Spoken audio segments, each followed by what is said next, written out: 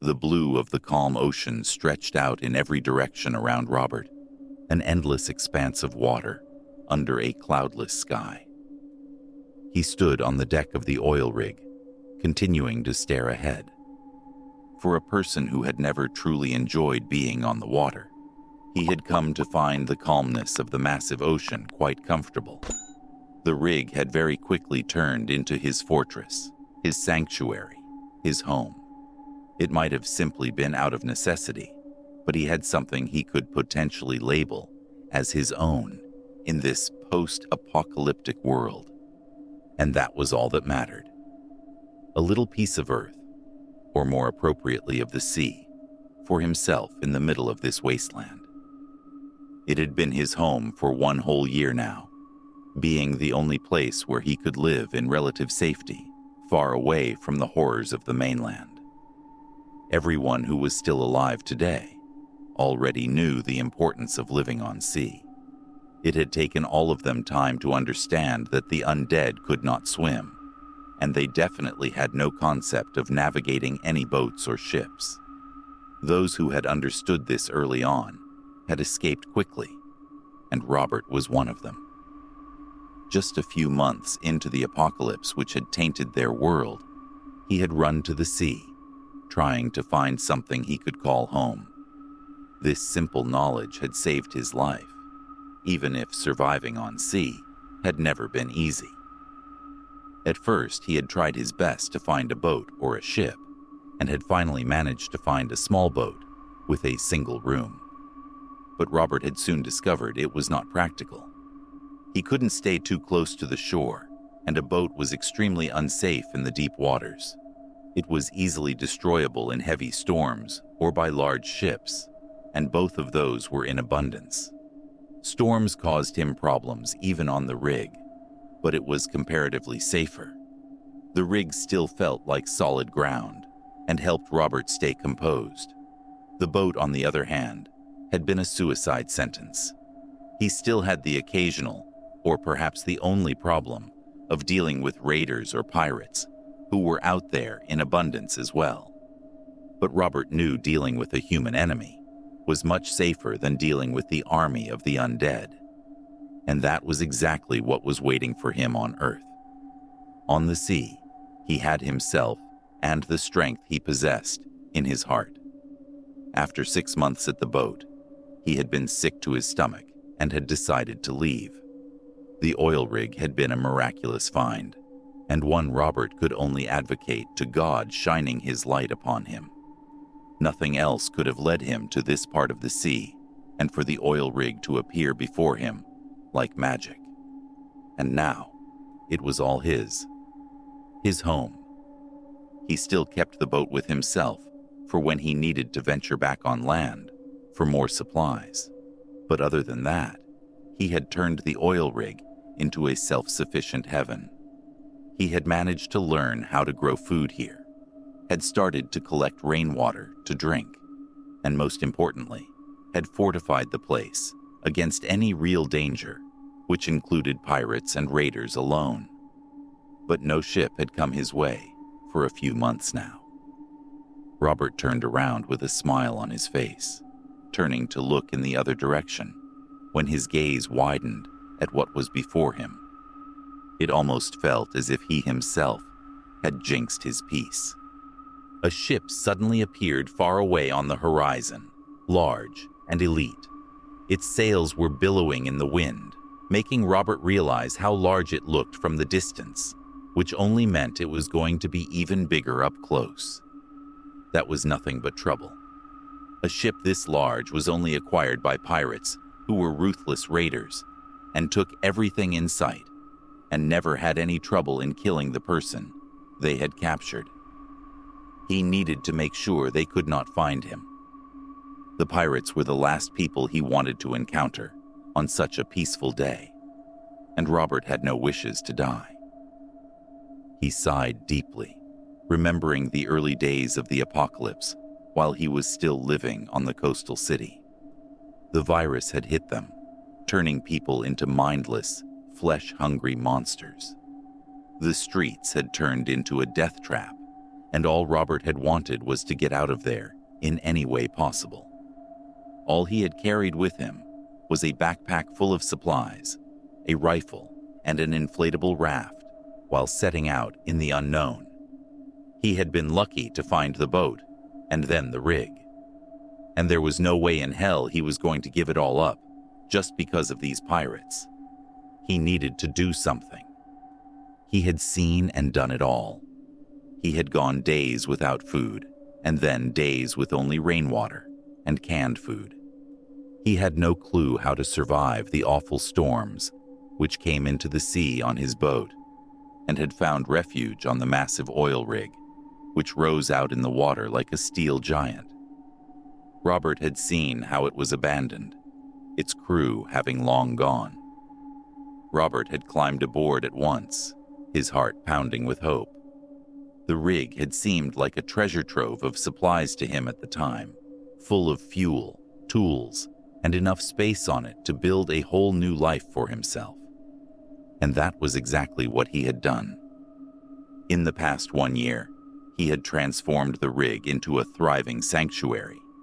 He had built a greenhouse on the deck by using salvaged glass and plastic to create a controlled environment for growing vegetables. The seeds were something he had collected on one of his supply runs in the main city and had been surprised to find just what he needed in the abandoned plant nursery. After rigging up a rainwater collection system, he had started to funnel that water into storage tanks. He had no idea how his mind had worked in such a smart way, but the stored water helped him in months when there was no rain. In the rain with months, he simply continued collecting water diligently for later use. He had even set up a small chicken coop, bringing tiny birds with him on the rig from the city and growing them up all by himself. He had never thought of himself as a guy who could raise chickens, but the apocalypse had turned him into one. From an Olympic-level swimming athlete, he had turned into a guy living on an oil rig in the midst of a zombie apocalypse who was raising chickens for eggs and meat, along with some vegetables, in his self-made greenhouse. If someone had told him 2 years ago this was going to happen, he would have never believed them. But it had somehow happened, and Robert had turned into that guy. But he regretted none of it. He simply did what he needed to do to survive. Out of everything he had managed, the real challenge had always been defending the rig. He had actively worked to fortify the lower levels, his work getting easier when he had come across a perfectly working welding machine. He had welded steel plates over the entrances and had set up traps to deter any possible intruders. He had also built a lookout tower right by his own room, where he spent hours scanning the horizon for signs of danger. Throughout this 1 year, his days had always been filled with hard work, but he did not mind. He had always been a tinkerer, problem solver, and someone who enjoyed working as much as he could. The rig was just his ultimate project, his survival game. Every day brought new challenge for him, including simple things such as fixing a broken pump, or repairing a leak in the greenhouse, or simply fending off seagulls who actively tried to steal his crops. But Robert thrived on the work. He had no one to talk to and nothing else to do. Life had come to a standstill, and all his energy was focused on staying alive one way or the other. His only passion in life was swimming, and except for doing that once a week or so, he dedicated all his time to the rig. The rig which brought him comfort, hope, and safety. He had begun to thrive on the work because it gave him a sense of purpose, a reason to keep living. He often thought of the friends he had left behind and the family that had died in front of him. He wondered if any of his friends had survived, but he tried not to dwell too much on it. The past was gone, and emotions would only bring back memories he had no time to hold on to. The rig was his future, and no matter what happened, he would not let these pirates, or any pirates, take that away from him. He hurried to the lookout room, raising the binoculars he had salvaged from the rig to scan the horizon. The ship was still far enough from him for Robert to make any and all arrangements for himself, but it was coming closer steadily. The sails were clear as day, and Robert could see it was heading straight towards the oil rig. His mind raced, remembering all the stories he had heard about pirates. They were nothing but ruthless marauders who roamed the sea while preying on innocent survivors. They would stop at nothing to steal supplies, and they showed no mercy to those stood in their way. Robert did not wish to be a victim, and for that, he would need to make a way to defend himself and his rig. He was not going to give up his sanctuary. Robert did not have much time on his hands. He quickly ran to the lower levels of the rig where he kept the weapons he had managed to secure for his own protection. It included the rifle he got from home, a crossbow he had found on a dead survivor back in the city, and a few homemade explosives. He loaded up and headed back to the deck, his heart pounding wildly with fear and anticipation.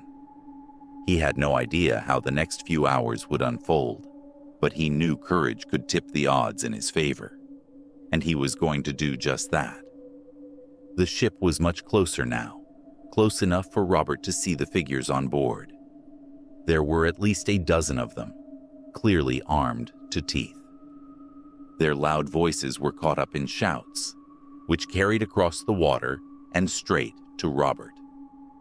He could hear that they were indeed heading for the oil rig, probably in hope of finding supplies.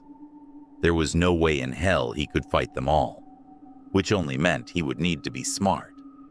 For these situations exactly, he had already prepared beforehand by setting up a series of traps all around the rig.